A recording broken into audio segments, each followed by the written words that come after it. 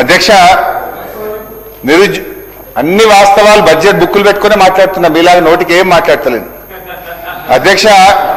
నేను ఫైనల్ ఒకటే చెప్తున్నా అధ్యక్ష, గౌరవనీయులు భట్టి గారితో రాష్ట్ర ప్రభుత్వంతో ఆనాడు నిరుద్యోగులను ఓటింగ్ మిషన్ల లెక్క మీరు వాడుకున్నారు అధ్యక్ష. ఇప్పుడు వాళ్ళ నెత్తురు కళ్ళు చూస్తున్నారు అధ్యక్ష. దయచేసి ఇప్పటికైనా మీ పాపాలు గడుక్కోవాలనుకుంటే మీరు చెప్పిన ప్రకారంగా వెంటనే 2 లక్షల ప్రభుత్వ ఉద్యోగాలకు నోటిఫికేషన్ ఇవ్వాలని చెప్పి ఆ నిరుద్యోగుల పక్షాన్ని ప్రభుత్వాన్ని నేను డిమాండ్ చేస్తా ఉన్నా అధ్యక్ష. మరొక పథకం అధ్యక్ష, రాజీవ్ యువ వికాసం అధ్యక్ష. ఈ పథకం గురించి రెండో బడ్జెట్ ప్రసంగంలో భట్టి గారు చెప్పారు అధ్యక్ష. పేజ్ నెంబర్ 29 సెకండ్ బడ్జెట్ ప్రసంగం అధ్యక్ష. ఎస్సీ ఎస్టీ బీసీ మైనార్టీలు మరియు ఆర్థికంగా వెనుకబడ్డ వర్గాల యువతకు స్వయం ఉపాధి కల్పన కోసం రాజీవ్ యువ వికాసం అనే పథకాన్ని ప్రారంభించాం. ఈ పథకం యువతకు ఉపాధి కల్పనలో ఒక గేమ్ చేంజర్ గా నిలుస్తుంది. ఈ పథకం ద్వారా యువతకు కనీ విని ఎరగని రీతిలో 6,000 కోట్ల రూపాయల కేటాయింపుతో ఈ పథకాన్ని ప్రారంభించాం అని రొమ్ము విరుచుకొని వారు చెప్పారు. వీళ్ళంతా బల్లలు కొట్టారు అధ్యక్ష. ఏడాది అయిపోయింది అధ్యక్ష. ₹1 ఒక్క యువతి యువకుడికి ఈ రాష్ట్రంలో ఇప్పటిదాకా మేలు జరిగిందా అని అడుగుతా ఉన్నా అధ్యక్ష. అధ్యక్ష మళ్ళీ ఈ సంవత్సరం same dialogue, same paragraph, same page, same speech. మళ్ళీ ఈసారి అధ్యక్ష ఈ బడ్జెట్ లో కూడా అదే చెప్పారు అధ్యక్ష. 6,000 కోట్ల రూపాయలతో ఈ పథకాన్ని ప్రవేశపెడుతున్నాం, ఇది ఒక గేమ్ చేంజర్ అంటారు. పోయినసారి చెప్పే ఒక్కరికి చేయలే, మళ్ళీ అదే స్పీచ్, అదే డైలాగ్, అదే పారాగ్రాఫ్ డిట్టో కాపీ పేస్ట్ మళ్ళీ పెట్టి మళ్ళీ చెప్పారు అధ్యక్ష. ఏం మోసం అధ్యక్ష ఇది? ఎట్లా నమ్మాలి? ఈ బడ్జెట్కి ఏం శాంటిటీ అని నేను అడుగుతా ఉన్నా అధ్యక్ష.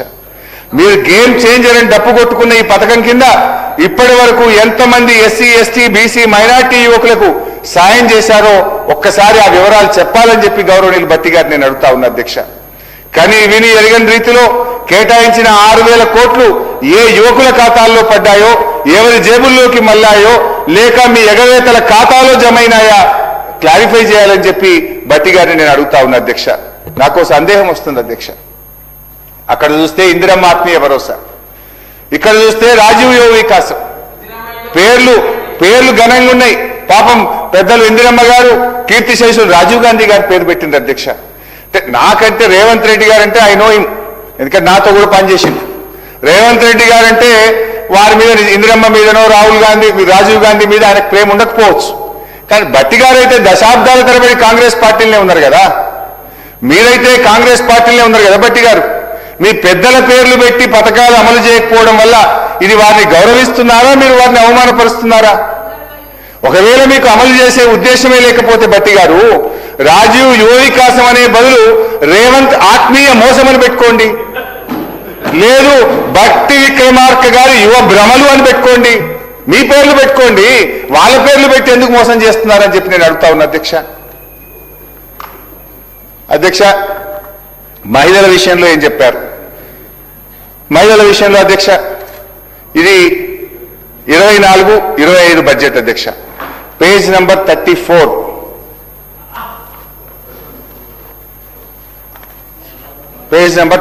అధ్యక్ష. ప్రతి సంవత్సరానికి కనీసం 20,000 కోట్లకు తగ్గకుండా వచ్చే 5 సంవత్సరాల్లో 1,00,000 కోట్ల రూపాయల వడ్డీ లేని రుణాలు అందించాలని మా ప్రభుత్వం సంకల్పించింది. 1,00,000 కోట్ల రూపాయల వడ్డీ లేని రుణాలు అందించాలని మా ప్రభుత్వం సంకల్పించింది అధ్యక్ష. రెండో బడ్జెట్ అధ్యక్ష 25-26 పేజ్ నెంబర్ 37. కోటి మంది మహిళలకు ఇందిరా మహిళా శక్తి మిషన్ పథకం ద్వారా 1,00,000 కోట్ల రూపాయల వడ్డీ లేని రుణాలు అందిస్తాము. 1,00,000 కోట్ల వడ్డీ లేని రుణాలు అందిస్తాము. ఈ బడ్జెట్ చూద్దాం ఇక 26-27 అధ్యక్ష. ఈ బడ్జెట్ లో పేజ్ నెంబర్ 24 అధ్యక్ష. ఈ బడ్జెట్కి వచ్చేసరికి ఏమంటారంటే అధ్యక్ష, 5 సంవత్సరాల్లో 1,00,000 కోట్ల రూపాయల మేరకు బ్యాంకు ద్వారా రుణాలు ఇప్పించే ప్రయత్నం చేస్తాము అంటే అధ్యక్ష, 4వ బడ్జెట్ వచ్చేసరికి వడ్డీ లేని రుణాలు అనే మాటను మాత్రం కంఫర్టబుల్ గా మాయం చేసేసారు. మేనిఫెస్టోలో 1,00,000 కోట్ల వడ్డీ లేని రుణం, మొదటి బడ్జెట్ లో 1,00,000 కోట్ల వడ్డీ లేని రుణం, రెండో బడ్జెట్ లో 1,00,000 కోట్ల వడ్డీ లేని రుణం, మూడో బడ్జెట్కి వచ్చేసరికి 1,00,000 కోట్ల రుణం వడ్డీని కంఫర్టబుల్ గా మాయం చేసిండ్రు అధ్యక్ష. అధ్యక్ష, మీరు ఇస్తున్నది ఏంటి? నాడు బీఆర్ఎస్ ప్రభుత్వం ఏదైతే 5 లక్షల రూపాయలకు వడ్డీ లేని రుణం పథకం ప్రవేశపెట్టిందో దాన్ని మాత్రమే మీరు కొనసాగిస్తున్నారు తప్ప మీరెక్కడా కూడా మొత్తం అప్పుకు వడ్డీ లేని రుణాన్ని అందించడం లేదు. ఒక మహిళ ఒక సంఘం 20 లక్షలు తీసుకుంటే 5 లక్షలకే వడ్డీ లేని రుణం వస్తుంది. మిగతా 15 లక్షల రూపాయలకు ఆ సంఘాలే వడ్డీ కట్టుకుంటున్నటువంటి మాట వాస్తవం. ఒకవేళ మీకు నిజాయితీ ఉంటే, మీకు చిత్తశుద్ధి ఉంటే, మీరు అమలు చేసి ఉంటే ఆ 20 లక్షల రూపాయలకు వడ్డీ లేని రుణం ఇస్తున్న జీవో బయట పెట్టండి. ఆ జీవో ఏదో చూపియండి. లేదంటే ఈ సభను తప్పుదోవ పట్టించినందుకు, యావత్ మహిళా లోకాన్ని తప్పుదోవ పట్టించినందుకు బహిరంగంగా క్షమాపణ చెప్పాలని రాష్ట్రంలోని మహిళల పక్షాన నేను డిమాండ్ చేస్తా ఉన్నా అధ్యక్ష. గిన్ని జూటాలు, గిన్ని జిమ్మిక్కుల అధ్యక్ష. ఏంది అధ్యక్ష? ఇవన్నీ బడ్జెట్ బుక్కులో చెప్పినాయి అధ్యక్ష. నేనేమి వేరే మాట్లాడుతున్నాను అధ్యక్ష. అదేవిధంగా ఇరిగేషన్ అధ్యక్ష. ఇరిగేషన్ విషయంలో అధ్యక్ష, మొదటి బడ్జెట్ ప్రసంగం 62వ పేజీ అధ్యక్ష. ఇది ఫస్ట్ బుక్ అధ్యక్ష, 62వ పేజ్.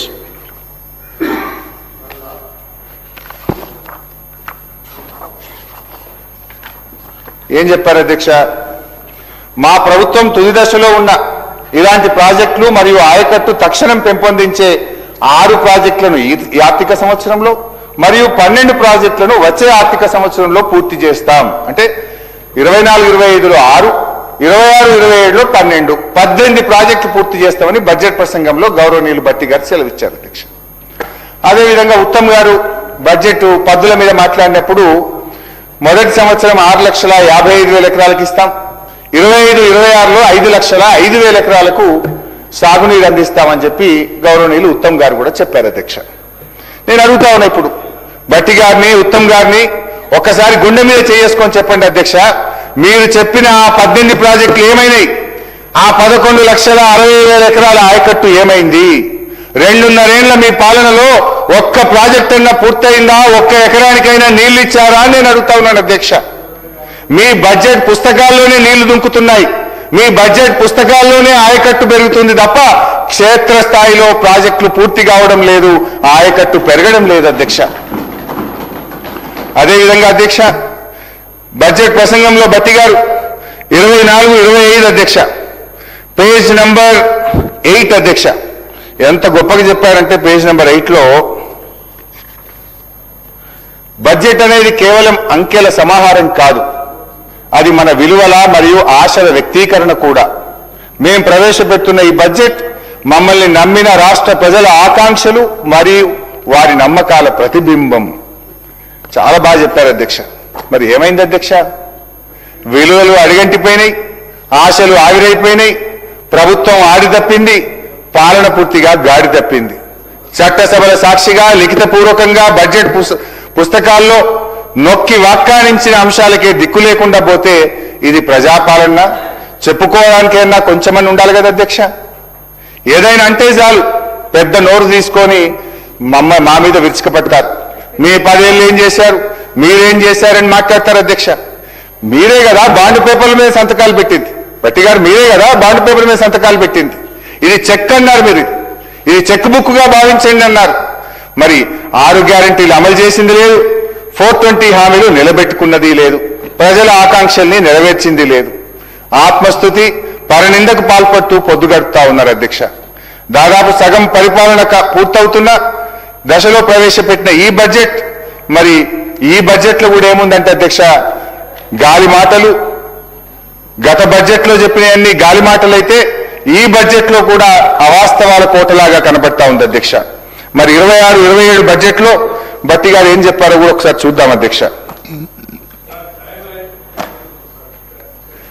సార్ నేను ఇంకా స్టార్టే చేయలేదు సార్, మీ బడ్జెట్లకు ఇప్పుడే పోతున్నా సార్. ఇప్పుడు 26-27లోకి ఇప్పుడు పోతున్నా సార్. ఇప్పటిదాకా మీ పాత 3 బడ్జెట్లు చెప్పిన, now I'm going to your this year budget 26-27. Sir 3 గంటలు సభ వాయిదా వేస్తే కుర్చీలో కూర్చున్నా ఎప్పుడు బెల్ కొడతారో అని 3 గంటలు ఒట్టి కూర్చోబెట్టరు కదా సార్.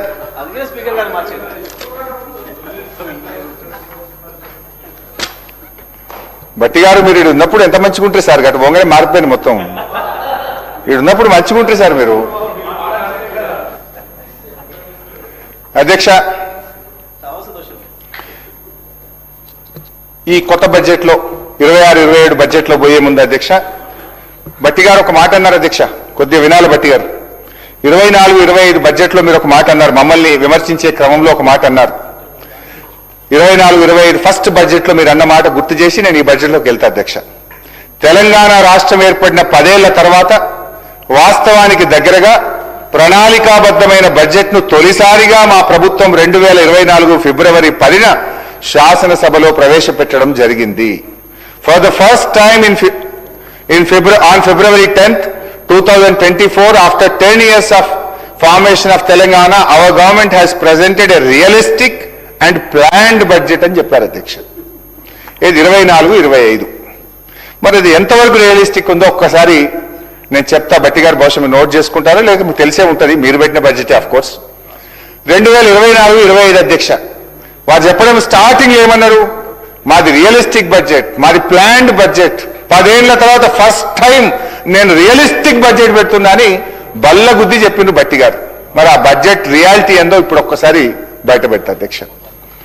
బడ్జెట్ ఎస్టిమేట్ 2024-25 2,90,814 కోట్లు. 2,90,814 కోట్లు. ఆర్ఈ పెట్టిండ్రు పోయినసారి 2,66,608 కోట్లు. ఇప్పుడు యాక్చువల్ ఇప్పుడు బయట పెట్టిండ్రు మీరే. ఇప్పుడు యాక్చువల్ ఈ తెలంగాణ బడ్జెట్ ఇన్ బ్రీఫ్ లో యాక్చువల్ మీరే పెట్టిండ్రు. ఈ బుక్ లో లెక్కనే చెప్తున్నాను, నా లెక్క చెప్తలే. యాక్చువల్ ఎంత అంటే 2,31,583. అంటే బడ్జెట్ ఎస్టిమేట్ కు యాక్చువల్స్ మధ్య గ్యాప్ 59,231 కోట్లు, 59,231 crores. అంటే ఇది 20.3% deficit. Is it realistic budget? 20% మీ అంచనాలు తప్పినాయి. 20% అంచనాలు తప్పితే ఇది రియలిస్టిక్ బడ్జెట్ అని చెప్పుకుంటారా భట్టి గారు? ఫస్ట్ టైం పెడుతున్నా, రాష్ట్రం ఏర్పడ్డాక నేను యాక్చువల్ పెడుతున్నా, రియలిస్టిక్ పెడుతున్నా అని చెప్పిండ్రే. 59,000 కోట్ల రూపాయల లోటు వచ్చింది మీ బడ్జెట్లో. పోనీ ఆర్ఈ అనే కరెక్ట్ పెట్టిండ్రా? ఆర్ఈ మనం నార్మల్గా ఒక నెల ముందు పెడతాం. ఆర్ఈకి యాక్చువల్స్కి ఎంత తేడా ఉందంటే అధ్యక్ష, 35,025 కోట్ల రూపాయలు ఉంది. అంటే మీరు ఆర్ఈలో కూడా బ్లఫ్ చేస్తున్నారు, ఈ శాసనసభను తప్పుదో పట్టిస్తున్నారు. ఇది 2024-25. Let's go to 25-26. 2025-26లో చూస్తే అధ్యక్ష, వీళ్ళు పెట్టిన బడ్జెట్ 3,04,366 కోట్లు. ఆర్ఈ ఎంత పెట్టిన అధ్యక్ష? 2,81,516 కోట్లు. అగైన్ ఇక్కడ కూడా ఫస్ట్ బడ్జెట్ లో తప్పు పెట్టినట్టే ఇక్కడ కూడా ఆర్ఈలో బ్లఫ్ చేస్తున్నారు అధ్యక్ష. నేను ఉత్తగా అంటలేను. Up to January CAG report public domain లో ఉంది.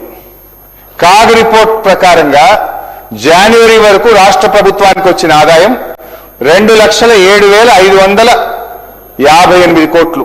అంటే ఇంకా 2 నెలలు కదా, ఫిబ్రవరి మార్చ్. 2,07,000 అంటే 21,000 crores పర్ మంత్ యావరేజ్. ఇంకో 43,000 కోట్లు వేసుకున్న ఎంత వస్తుంది? 2,50,000 వస్తుంది.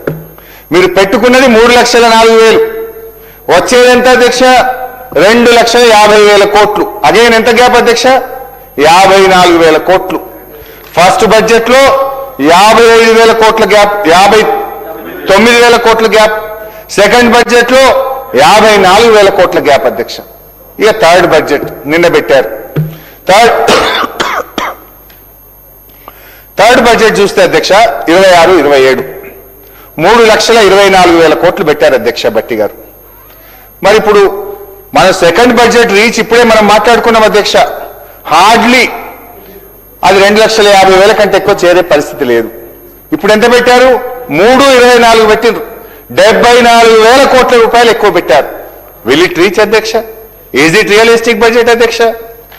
అంటే ఎవరి చెవుల్లో పువ్వులు పెడతా ఉన్నారు? ఏ పథకాలకు కోత పెడతారు మళ్ళీ నేను అడుగుతా ఉన్నా అధ్యక్ష. ఈసారి కూడా నేను మళ్ళీ చెప్తున్నా, పోయినసారి కూడా చెప్పినా, ఇప్పుడు కూడా మళ్ళీ చెప్తున్నా, మీరు ప్రవేశపెట్టిన ఈ